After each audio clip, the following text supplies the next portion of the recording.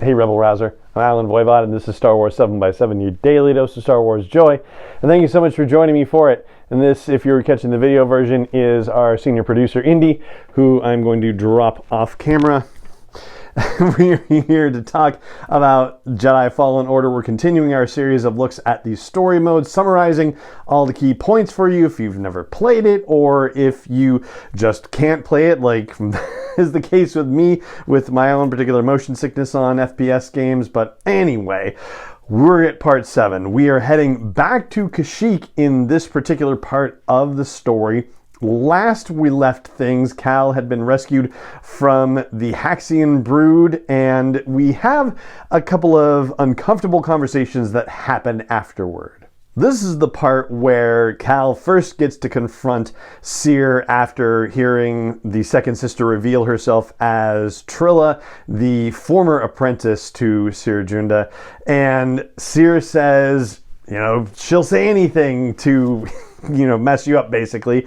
And they are interrupted in their conversation, in their very heated, or starting to get heated conversation, by an urgent message from Kashyyyk, where Mari, one of the partisans that had been with Saw Gerrera, says that they can get Cal a meeting with Tarfful. Tarfful, of course, is supposed to have some information on what Cere's master, Ino Cordova, was doing on Kashyyyk, and so they're going to go on their way, and Cere and Cal kind of look at each other and say, yeah, we'll continue our conversation later. Not necessarily sure why it has to be later at that point, because they got to go through hyperspace. They've got time, but yeah, they decide not to have that conversation just yet. Meanwhile, in another little interstitial thing, Grease wakes Cal up for a sound sleep to say, hey, I'm sorry about the stuff that happened with the Haxian brood and whatnot.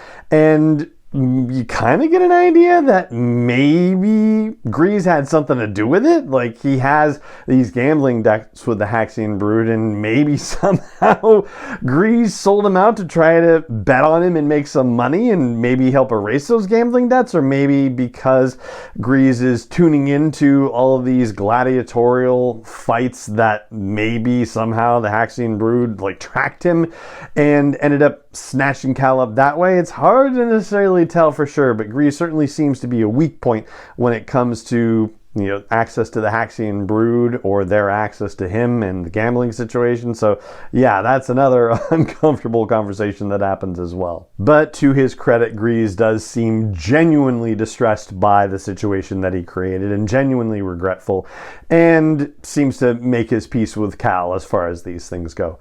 Then they arrive at Kashyyyk, and it turns out that the Inquisitorius has been to Kashyyyk in the interim. The second sister has been there and has made a bunch of partisans suffer. We find out that the Empire overran the partisans' position in the refinery, so everybody had to retreat to the Shadowlands, or at least everybody who decided to stay on Kashyyyk. Not everybody did, and that includes Saw Gerrera. Saw has retreated off-world, we are told. But there's still work to do on Kashyyyk, so Cal goes and finds where Mari and Tarfful are, and finds out that there's this thing, the Origin Tree, which is said to connect the core of the planet to the sky.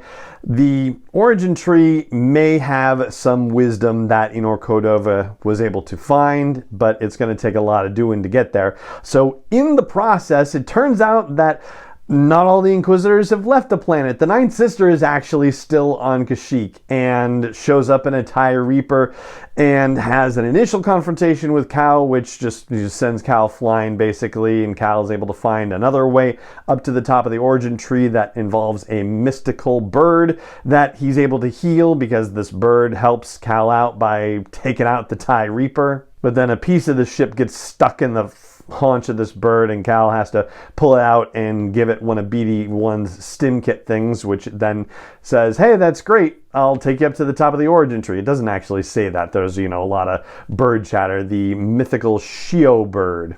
And once Cal's at the top of the tree, he finds the place that triggers BD-1 to decrypt another one of Ino Cordova's holograms, where we find out that the Zepho-Astrium, or a Zepho-Astrium, was there at the top of the Wisdom Tree. It had been used by the Zepho sages millennia ago, according to Cordova, and he says it's a piece of galactic history and that Tarfful helped him find it.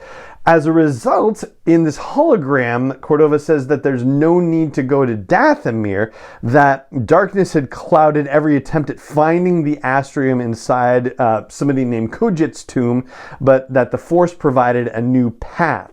So there is a tomb of another sage, this Zepho sage called Kojit, and this person's tomb is apparently not on Zepho, but is on Dathomir. But it seems that you, as the person playing the character of Cal Kestis in the game, you will have to go to Dathomir to find the astrium, as it turns out.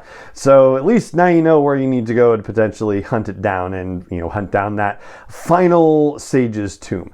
However, before you can leave, the Ninth Sister shows back up and there is a climactic fight between Cal and the Ninth Sister. In the midst of the battle, the Ninth Sister reveals to Cal that she was once a Jedi and says that, yeah, maybe I'll just capture you instead of killing you, and then I'll bring you in and then you'll crack like the rest of us did, because the Ninth Sister used to be a Jedi. And then she says, it'll be the isolation and the torture and the mutilation, like all of this is the stuff that's going to break you down. Then you'll turn to the dark side of the Force and you give up your friends. And Cal says, no, I'm not going to do that, and manages to defeat the Ninth Sister.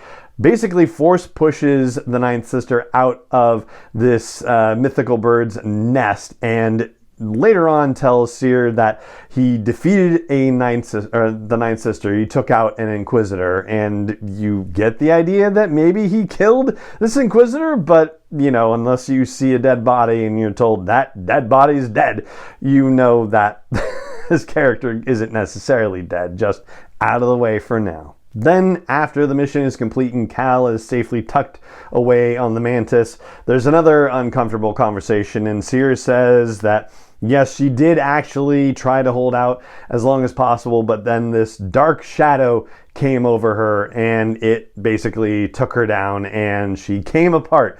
What this dark shadow is, we don't know, but we're going to find out eventually, is what I gather. But with this additional admission and with the benefit of his experience with the Ninth Sister, Cal says, hey, you went through the kind of thing that the Inquisitors went through and you didn't turn into one of them, so I'm going to trust you, and I'm going to trust you with this Jedi holocron that we are seeking out together. And so that's pretty much everything that you need to know about this particular portion of the story of Jedi Fallen Order, and that is going to do it for this episode of the podcast. And if you don't mind, I'll just quickly mention that if you're looking for a gift to give to a Star Wars fan or to treat yourself during this holiday season, I hope you'll consider my Force Awakens unofficial trivia book, which is on Amazon for you to order. And I've got a short link for you. You can just go to sw7x7.com/TFA. That's for The Force Awakens, sw7x7.com/TFA, and that'll take you right to where the trivia book is on Amazon, with more than 500 questions to test your knowledge about The Force Awakens. And I hope you like it. Check it out. And it just remains for me to say thank you so much for joining me for this episode of the podcast. As always, and may the Force be with you wherever in the world you may be. Star Wars 7x7 is not endorsed or sponsored yet by Lucasfilm Limited, Disney, or 20th Century Fox, and is intended for entertainment and information purposes only. Star Wars, the Star Wars logo, all names and pictures of Star Wars characters, vehicles, and any other Star Wars related items are registered trademarks and/or copyrights of Lucasfilm Limited, or their respective trademark and copyright holders. May the Force be with them. All original content is copyrighted by Star Wars 7x7. We hope you love it.